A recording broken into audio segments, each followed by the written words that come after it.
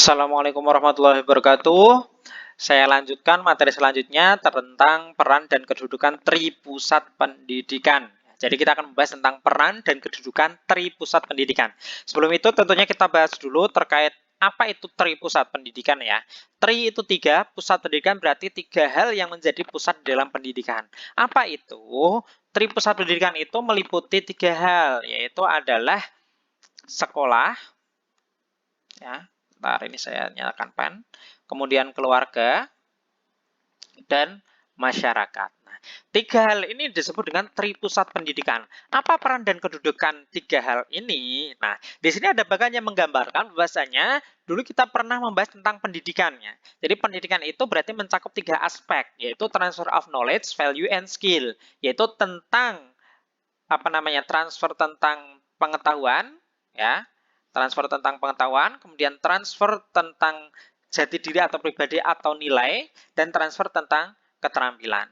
Kalau hanya tentang jati diri atau nilai saja itu dinamakan bimbingan. Kalau pengetahuan saja dinamakan pengajaran, kalau keterampilan saja dinamakan pelatihan. Nah, pendidikan itu kesemuanya. Jadi yang bertanggung jawab terhadap pembentukan semua ini mulai dari nilai, kemudian pengetahuan dan keterampilan itu adalah tiga aspek ini, yaitu tripusat pendidikan ini, yaitu sekolah, masyarakat, dan keluarga. Nah, oleh karena itu kita bahas satu persatu.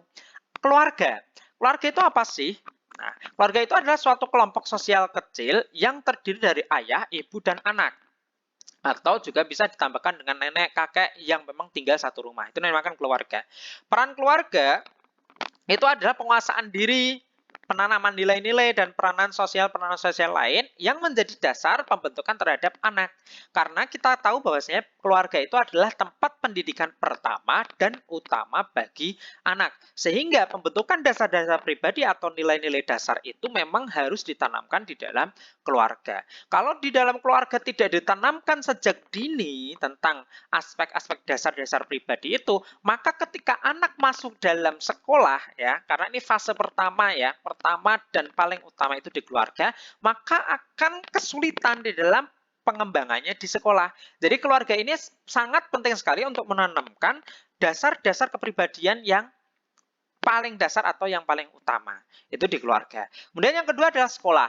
Sekolah itu apa? Sekolah itu adalah satuan pendidikan yang merupakan kelompok layanan pendidikan yang menyelenggarakan pendidikan pada jalur formal, non-formal, dan informal.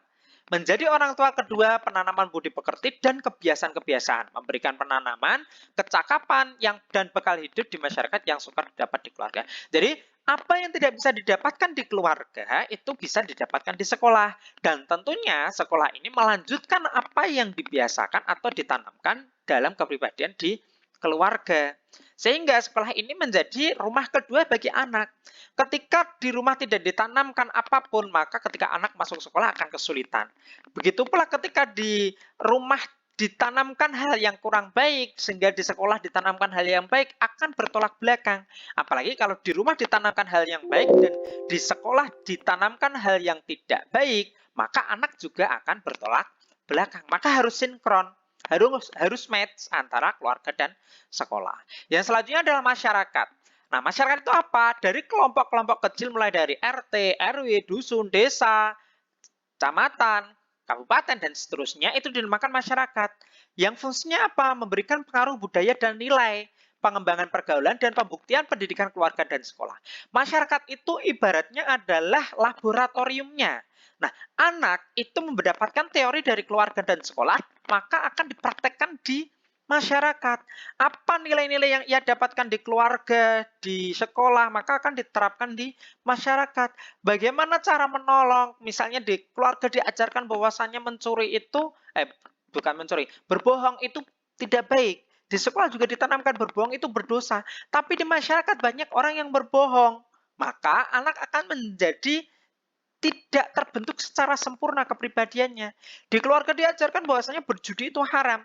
Di sekolah juga sama, tapi di masyarakat banyak masyarakat yang berjudi, maka anak ini akan terjadi cacat kepribadian. Karena apa? Dia akan mengalami kebingungan di mana sih yang seharusnya saya lakukan? bahwasanya oh teorinya seperti ini, tapi praktik di masyarakat seperti ini. Nah, maka harus ada, kembali pada yang pertama tadi, harus ada sinkronisasi atau keselarasan. Bentar saya nyalakan dulu bannya. Keselarasan antara keluarga, kemudian juga sekolah dan masyarakat. Tiga hal ini sinkron dalam membentuk ini, dalam lingkaran ini, baik itu pribadi, pengetahuan, dan keterampilan bagi peserta didik. Sehingga kalau ada satu saja yang tidak sinkron, maka akan mismatch atau tidak akan terbentuk pribadi yang sempurna bagi seorang anak. Nah, dalam pelaksanaannya nanti dari pusat pendidikan itu ada namanya pendidikan informal, formal, dan non-formal. Pendidikan informal itu apa? Yaitu pendidikan yang dilaksanakan sejak lahir sampai mati, yang terlaksana di dalam keluarga, pekerjaan pergaulan sehari-hari. Misalnya bersama teman, cara untuk berteman, bermain permainan yang baru. Kemudian di dunia kerja, pekerjaan misalnya saya lulusan PAI tapi saya bekerja sebagai teller bank, maka akan belajar tentang bagaimana menjadi teller bank yang baik. Nah, itu namanya pendidikan juga, tapi pendidikannya adalah informal ya. Kemudian pendidikan formal, berarti pendidikan yang terstruktur, ada jenjangnya, ada tingkatnya, ada periode waktunya dan ada lembaganya. Sehingga kurikulumnya ada dan ada pengakuan nanti lulusnya itu mendapatkan namanya sertifikat atau ijazah. Itu namanya pendidikan formal. Nah, kalau pendidikan non formal itu adalah pendidikan yang teratur dengan sadar dilakukan tetapi tidak terlalu mengikuti peraturan yang tetap dan kuat. Jadi non formal itu hampir sama dengan formal tapi tidak baku. Jadi kurikulumnya pun tidak baku, tapi tujuannya adalah untuk memberikan apa yang tidak bisa didapatkan pada pendidikan formal. Misalnya pondok pesantren. Nah, antara pondok pesantren satu dan yang lainnya itu kan berbeda kurikulumnya, materinya berbeda, ciri khasnya juga berbeda.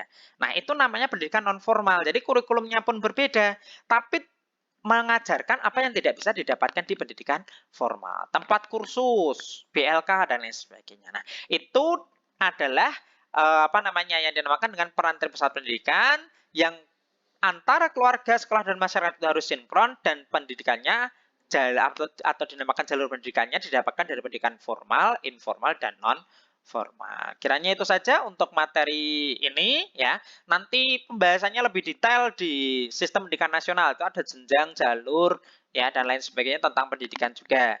Kemudian juga nanti disinggung tentang pendidikan sepanjang hayat nanti juga di materi yang selanjutnya. Terima kasih ya. Khairul kalam. Assalamualaikum warahmatullahi wabarakatuh.